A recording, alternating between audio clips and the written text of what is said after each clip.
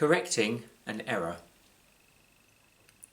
The thing you need to understand about women is that no matter how confident, no matter how talented, educated, how beautiful and loved, they are waiting for the next rejection. Millions of years of evolution have resulted in this finely tuned sense of expectation. Why? Why, you ask? Millions of years of men. The thing you need to understand about men is that no matter how weak, no matter how bereft of skill and talent, no matter how ignorant, how unsightly and flaccid, no matter how lacking in achievement or charm, they are waiting for their next triumph. Millions of years of evolution have resulted in this finely tuned sense of delusion. Why? Why, you ask? Me too. War, genocide, murder, fascism, white supremacists, male supremacists, misogynists, contact sports, action films, passive heroines, willing victims, toupees, string vests, mankinis, football violence, domestic violence, gang violence, jumble sale violence. Oops, sorry, my mistake.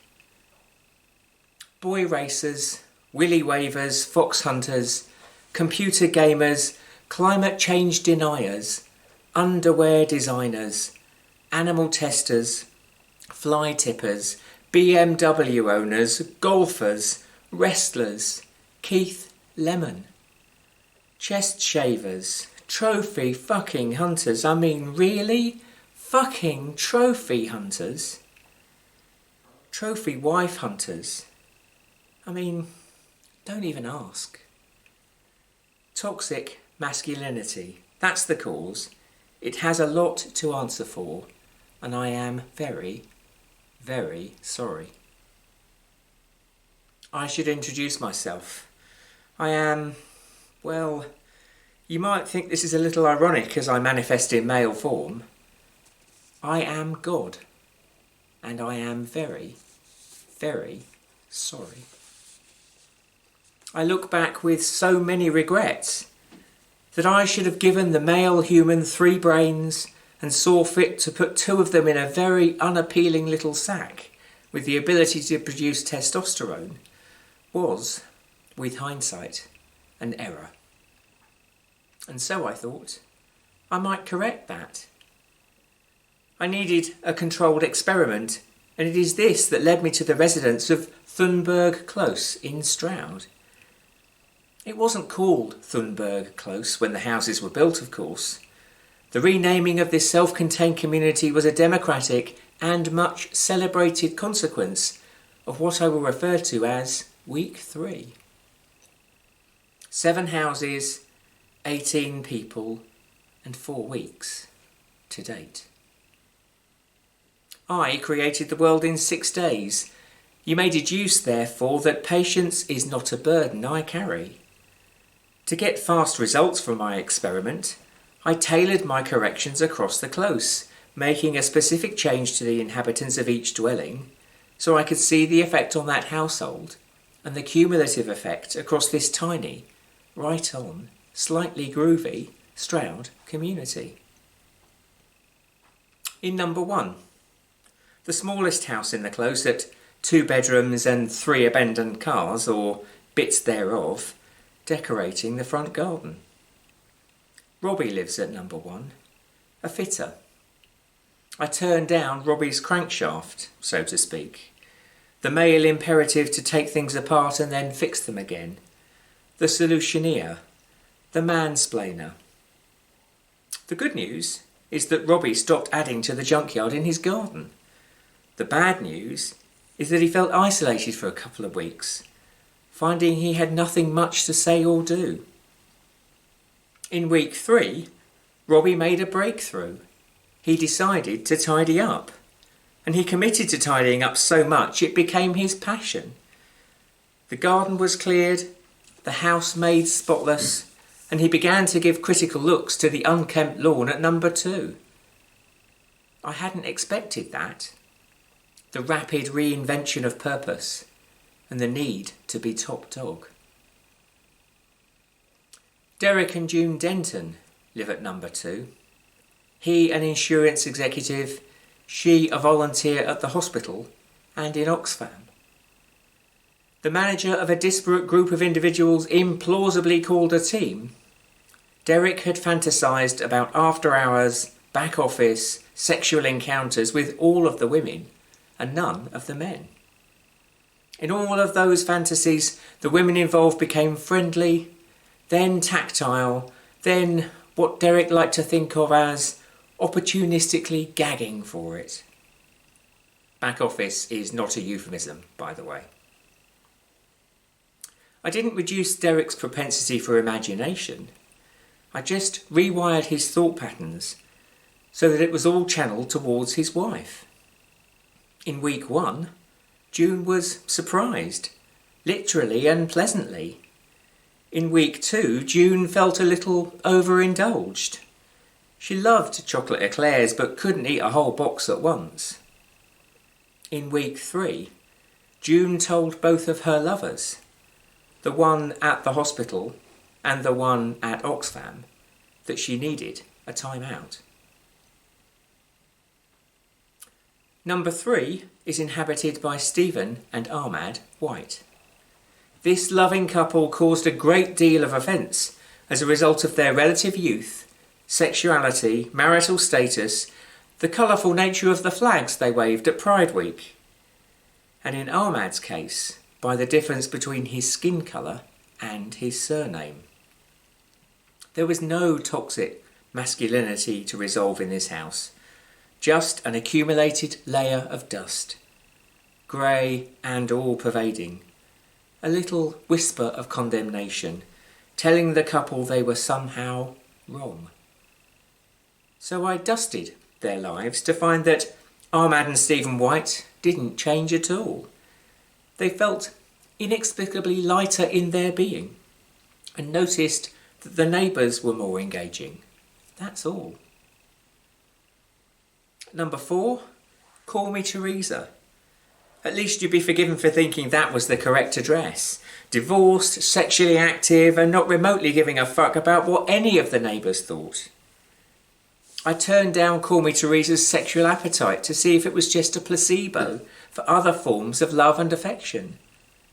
Turns out she was miserable, so I turned it up again last week, and 2 shags later she's as happy and carefree as ever. At number 5, the Christodoulos, Maria, Costa and their daughter Elena. In this house I levelled out the empathy and testosterone, just enough to think with greater clarity. It was Maria and Elena that suggested and campaigned for the renaming of the close. It was a little bit of liberation for Maria, who had never felt constrained by her husband, but who rarely felt in charge of anything beyond their front door and family. For Elena, an excellent lawyer, it was an obvious demonstration of solidarity with planet Earth, as well as practice for when she moved to the US next month. Costa didn't think he could love his wife and daughter any more than he did, but he found by week 3 that he had been wrong. At number 6, Dave Johnson. No longer the lad, but very much still a Jack. 45 going on 25. A lover, not a fighter, or at least a swiper to whichever side it is that suggests interest in a relationship. It's code, of course, until Dave can no longer pretend he's Tom Hardy and has to have a proper conversation with a woman for the first time in years. I turned down the testosterone by 50%, and in a fortnight, Dave had 3 dates, but only 1 sexual encounter. His conversation skills improved, and he found he had something in his eye when Geraldine was telling him about her breast cancer. By week 3, Dave was getting calls from all of his dates who wanted to see him again. He said yes to them all, but his hand shook when he said yes to Geraldine. There was something about her that he wanted more of. That it wasn't the obvious frightened Dave quite a lot. At number 7, Janine and Charles Holbein, white carpet supremacists who believe that a taste for Le Piador means they're better than everyone else. Mrs. H had all the toxicity and Mr. H just followed orders. She was dismayed that the rest of the close and its inhabitants did not conform to her bigoted opinions and dubious standards. And she told them so. In words, in little condemnations, in looks and condescension. Mrs. H wrote to the council about the renaming of the close. Mr. H was told to do the same. Mr. and Mrs. H take the Daily Mail. Now, I may be God, but there are souls not even I can save. So I left the Holbeins alone, except to narrow their focus onto themselves, to neutralise the damage they inflicted on others. You can hear Janine shout, "Charlie, Charlie!" like the Sybil Fawlty of Stroud. And although you might feel sorry for Mr. H, he could have grown a pair many years ago and spared the world his bloody, awful wife. The close seems the more contented place to live. There's more happiness and less strife, more optimism about the future, more confidence in each other. I'll give it another couple of weeks, then change it back. But I'll not erase the memories to see if the residents maintain their progress or if they regress. What I have learned is that I'm not to blame. Hormones aren't to blame. History's not to blame. It's them. It's you. Your mess. Your clean-up operation. Your responsibility. You need to sort out toxic masculinity, bigots and trophy hunters of all types. And what goes on in jumble sales? You might want to think about that too. I hope for you. I do. But you should know that God, that is, I, won't intervene again.